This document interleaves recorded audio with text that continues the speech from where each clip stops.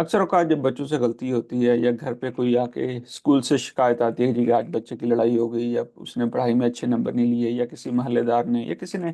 شکایت لگا دی تھی کہ آپ کا بچہ تو جو ہے بہت بدتمیزی کر رہا تھا یا کسی ایسی چیز میں کہ جو غیر اخلاقی ہے، یا جو آپ نے جو الاؤ نہیں کی،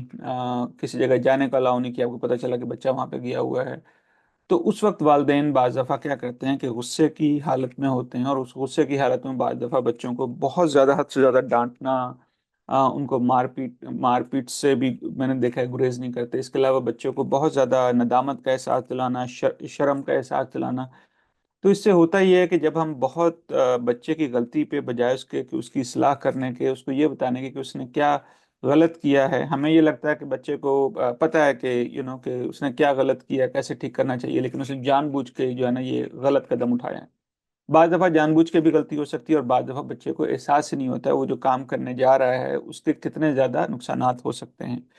تو ہماری پوری کوشش یہ ہونی چاہیے کہ بچے نے جو غلطی کی ہے اس کی اصلاح ہم کریں، اس کو سمجھائیں، نہ کہ اس کو ڈانٹیں۔ اس طرح کا اس سے رویہ نہ ہو کہ وہ ہم سے دور ہوتا چلا جائے، اس طرح کا رویہ نہ ہو کہ جس میں بچہ جو ہے کہ اپنی غلطیوں کو، اپنی ناکامیوں کو ہم سے چھپانا شروع کر دے۔ تو اس لیے یہ کوئی بھی ایسا موقع جب بھی بچے سے اس طرح کی کوئی بھی غلطی سرزاد ہو جائے، تو بچے کو آپ سب سے پہلے تو بچے سے دھیمے، مطلب جب آپ خود تھوڑے سے ریلیکس اس میں ہوں، جب آپ خود جذباتی کیفیت میں نہ ہوں، اس وقت بچے سے بات کریں،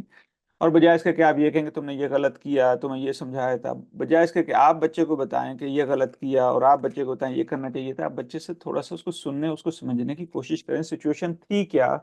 ہو سکتا ہے کہ جو لوگ کہہ رہے ہوں اور بچہ جو ہے اس کا مختلف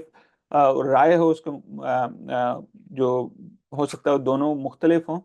تو اس لیے ضروری یہ ہوتا ہے کہ بچے سے پوچھیں، اس سے تھوڑا سا کیا ہوا، کس طرح ہوا، کس نے پہلے کیا کہا، پھر تم نے کیا کہا، چیزیں کیسے خراب ہوئیں تمہارے خیال میں، بچے سے پوچھے تمہارے خیال میں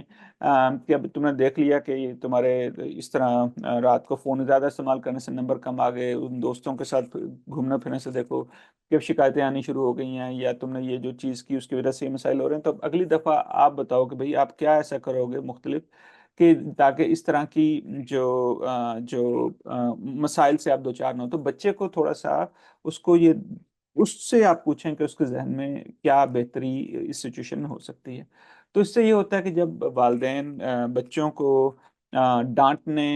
اور دیکھیں بچوں کو سمجھانا والدین کی ذمہ داری ہوتی ہے، کسی محلے کے نائی نے یا جو ہے نا کسی نے اور نے، والدین نے ہی سمجھانا ہوتا ہے، لیکن کس طرح سمجھانا ہوتا ہے۔ اگر آپ جب سمجھائیں گے جب بچہ بھی غصے میں ہو، ندامی میں، اور آپ بھی غصے میں ہو، تو اس وقت اس کو سمجھ نہیں آنی ہے۔ ہاں یہ ہے کہ آپ اس کو اس وقت سمجھائیں کہ جب آپ تھوڑے ٹھنڈے مزاج میں ہوں، جب آپ اس سے پوچھیں، اس کو سمجھنے کی کوشش کریں، اس سے آپ کچھ پوچھیں کہ اچھا آپ مجھے بتاؤ، اور پھر اس کے بعد کچھ اگر آپ کے تجربے کی بنیاد پر اگر کچھ آپ کو لگ رہا ہے کہ اگر بچہ یہ کر لے یا اس طرح کر لیتا تو چیزیں بہتر ہو جاتی ہیں، تو پھر جب آپ اس کو سمجھاتے ہیں، اس کو پیار سے سمجھاتے ہیں، تو پھر بچہ جو ہے وہ ایک تو اس میں اس کی جو خود اعتمادی وہ بڑھتی ہے، دوسرا اس سے جو والدین کا ایک جو ٹرسٹ ہوتا ہے وہ بڑھتا ہے۔ اور اگر خدا نخواستہ بچے سے آگے کچھ زندگی میں غلطی ہوتی ہے، جو غلطیاں ہونا ایک بہت نارمل چیز ہے انسانی زندگی میں، بچوں سے اور زیادہ ہوتی ہیں کیونکہ ان کو ابھی تجربہ نہیں ہوتا،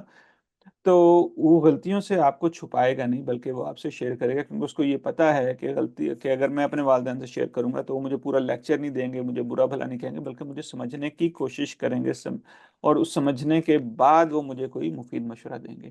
اپنے خیالات کا ضرور اظہار کریں۔ اللہ حافظ۔